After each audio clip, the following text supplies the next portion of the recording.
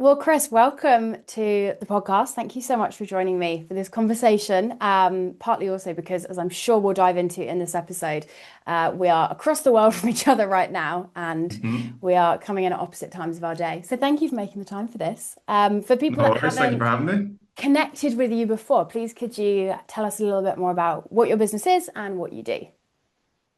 So I'm Chris. I have a small agency that does motion graphics and video content called Native Layer 8 Studios, and I'm currently working on that while traveling the world.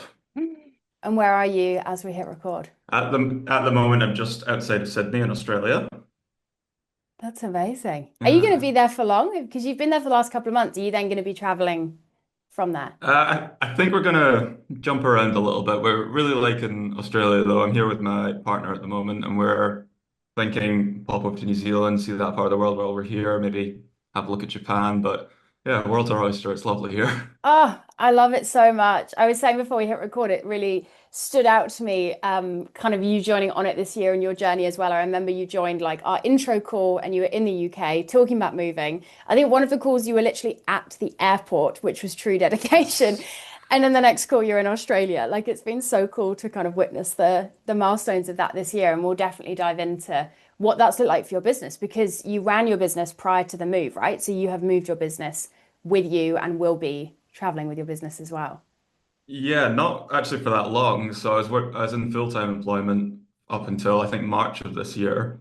Hmm. And then I we ended up leaving in May. So I had like 2 months to just figure out, okay, how do we make this work? And Wow. then moved. So it's been a little bit of a whirlwind, but I'll tell you all about how on it's helped and how it's been like my saving grace. Oh, bless you. Well, it's you that's taken that action, and I love hearing everyone's stories from this year and hearing all just that moment, isn't it, when you realize like the you of January, how would they feel to see where you are today and what's happened since, and just realizing how much can happen in that space of time. You're probably up there with one of our most kind of externally obvious and extreme changes and growth within a year, which is so exciting to see. So tell us about kind of, that point you just said of May, you go full time or quit your full time job, start your business, and then you're here today. Like, where is the business now? Because reading your case study before we had this chat, I am so impressed by kind of what you've done in that period of time. Like, there's no set timeline, is there? But yeah, I'd love for you to share, like, where is the business at today? And then we'll go backwards from Okay, I'll do my best. there. Um, yeah, it's been a good year. Like, it's gone a lot better than I expected. So when I first took the leap and left my job, I was just like, how is this going to work? Am I actually going to manage this? Are we just going to be on a plane back in a month because I've not managed to land a single client or continue my income at all? But so yeah, I'd say I've gone from extremely worried about making it work to having a fully functional business that is confidently bringing in sales, that's confidently producing great work, if I do say myself.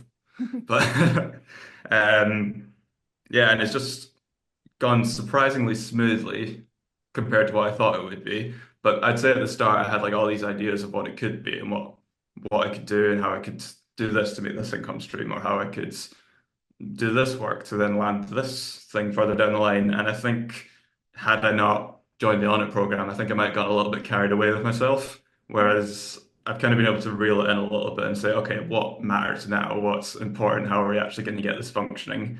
And just taking it step by step, it's kind of developed into this thing that's just kind of working, which is quite nice.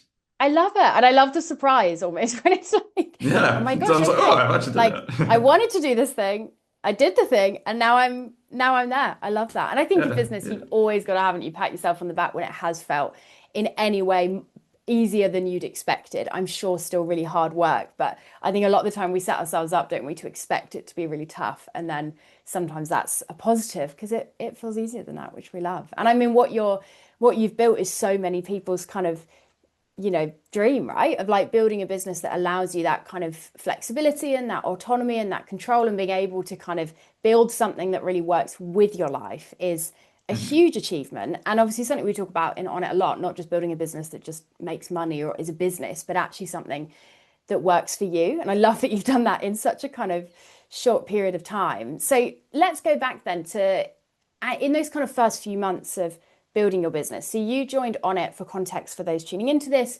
midway through this year. Now, that isn't something I'm necessarily going to be doing next year. I don't know. I have a feeling we're going to hit our numbers in this launch, and On It will then be shut for the whole of 2025. But this year you joined in midway through the year. So you were at that point then maybe a month or two in to building your business. How did those first couple of months feel, I guess, without the kind of structure that On It gave? What was going on for you at that time? So at that point, I would have been, the business has existed in some extent for about 2 years prior, but it's been a Hmm. side hustle to my full-time job. So I'd say I had some relatively steady clients that I worked with a lot and built good relationships with. So I was able to sort of lean on them to start with to say, I'm doing this full time now. So yeah, there was a decent amount coming in, Mm, but there was still like a lot of work to do to sort of get the name out there, to show what I'm doing, to, you know, uh, find other sort of ways to keep it going. So honestly, I've forgotten the question at this point.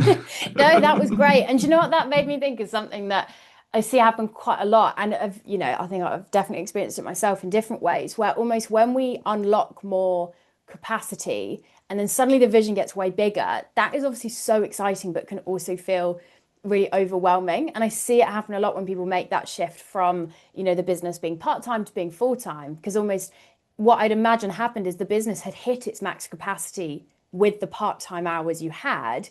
And then Yes. you have this moment where you go full-time and it's like capacity has 10x'd, but the vision Mhm. therefore increases with that. And it can be that feeling of like, oh gosh, it's almost like your plate was full and then the plate got way bigger. And there's that moment of going, okay, game on.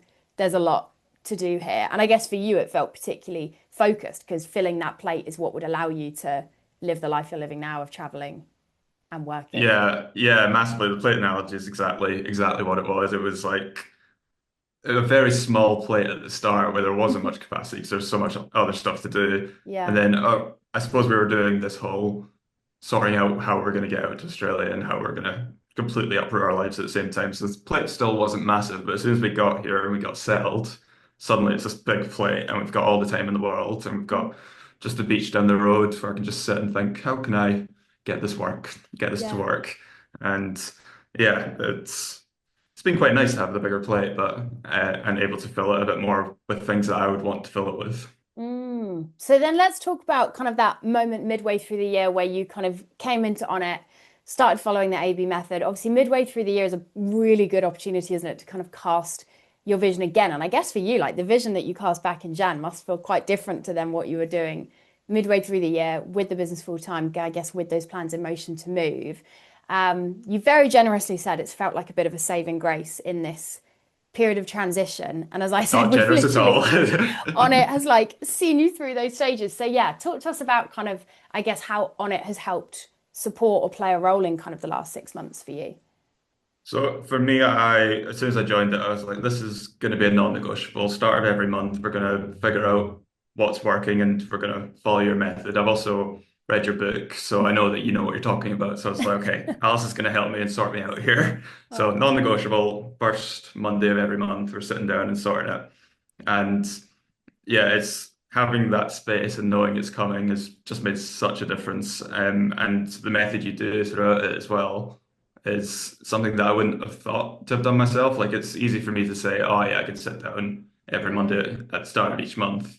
And yeah, maybe I could do that on my own without On It, but I wouldn't have the guidance that you provide and mm, the facilitation that you do to allow me to follow it through a process that provides like so much clarity and then hmm. by the end of it have action for every month and to know what's important, what's not going to be important.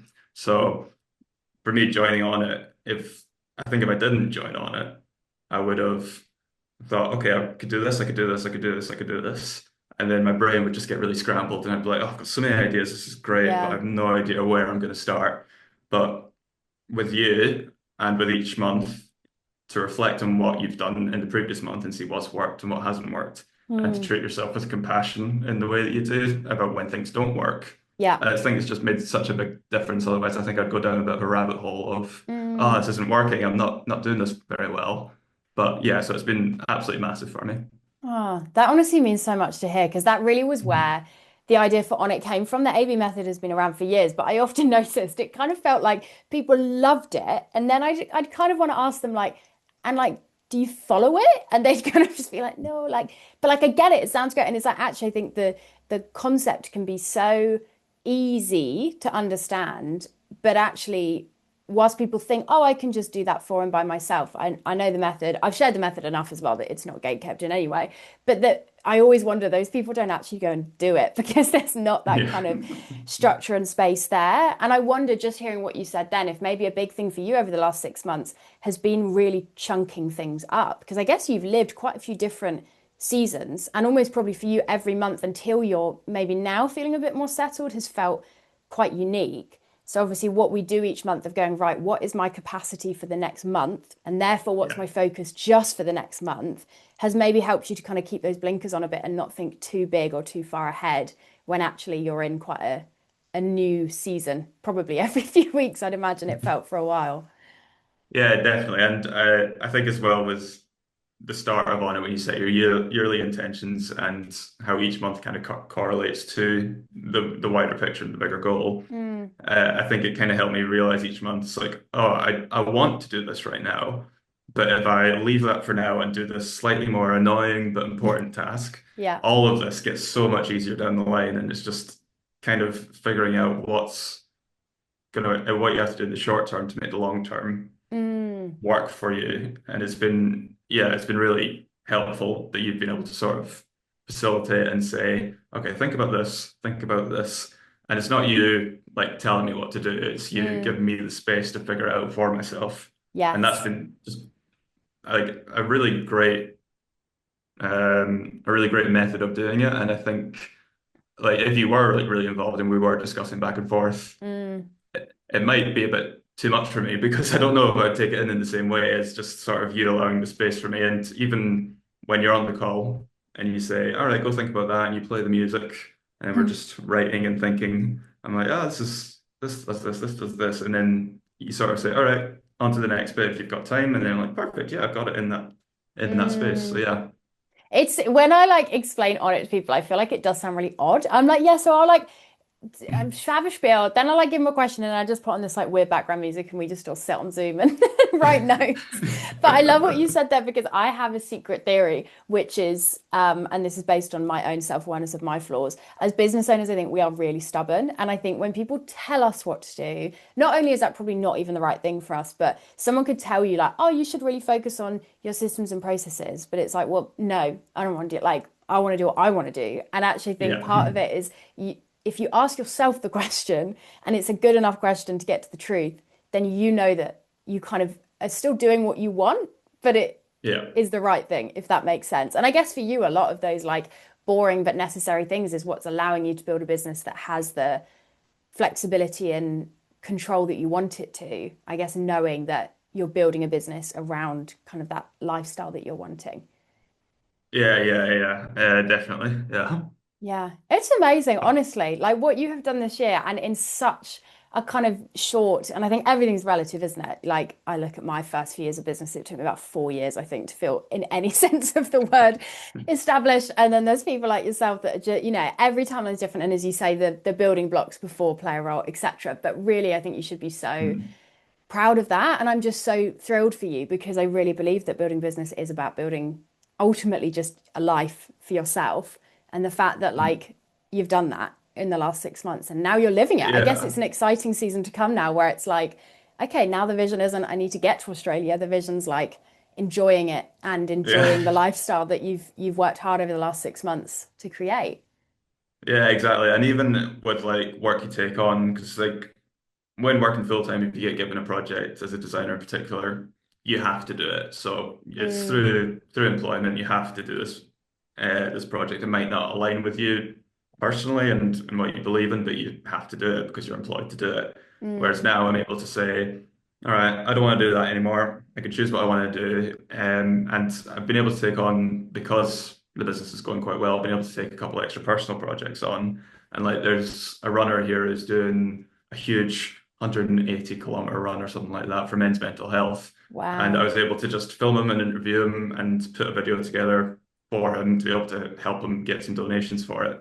Whereas if I was working full time, I just wouldn't have had the time to be able to do that. So I'm able to set Mm. aside this sort of time to be able to do projects that I do believe in, and that's really big for me and great for like creative fulfillment as well and work fulfillment. So Yeah. all good things. So good. I'm curious, how do you Yeah. feel your past self would kind of react, or what would he say or feel if he kind of knew, I guess, where things are for you today?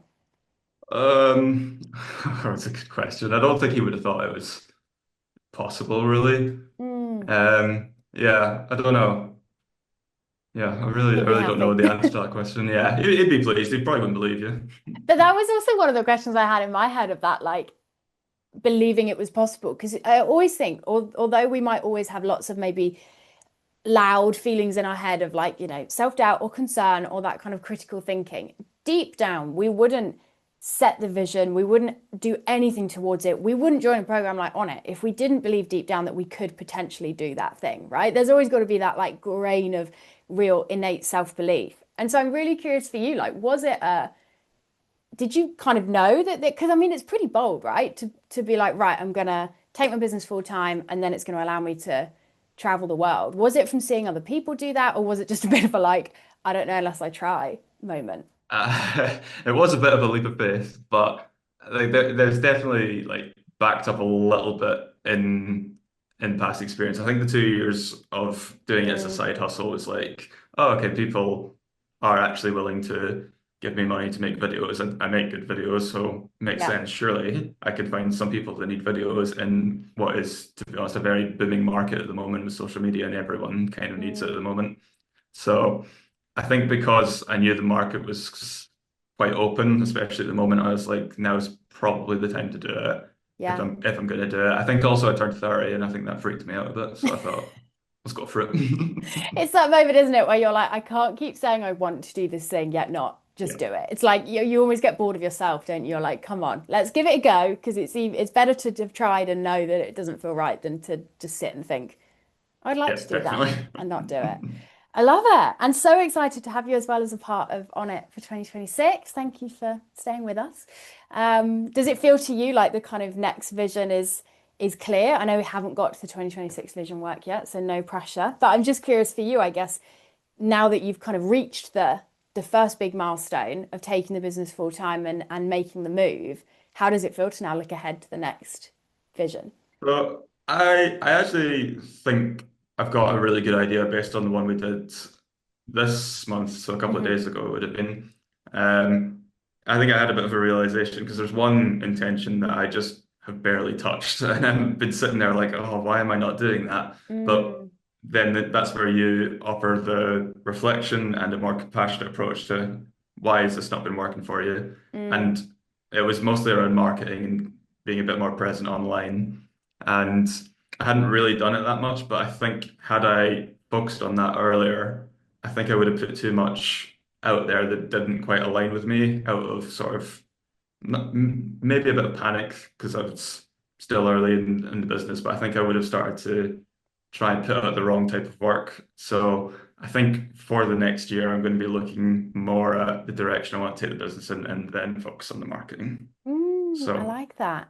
I And love think the 2026 will be good. Yeah, that's so exciting. And I just love from what you've shared today, so many reminders of like A, building a business that really gives you what you want. B, also that reminder of like slow, solid foundations. I love that you acknowledge like the 2 years of foundation laying that enabled the last 6 months to be so kind of full of that quick external growth. And also what you said there of that kind of it's like compassionate critical thinking, isn't it? Which I feel like the Yeah, internet doesn't always promote those things coexisting. It's either overly compassionate and we just pat ourselves on the back all of the time, even if we've done nothing, or it's like hustle culture, beat yourself up because you didn't do that thing. And actually, sometimes, as yeah, you said, it's just being curious and being like, well, why didn't it happen?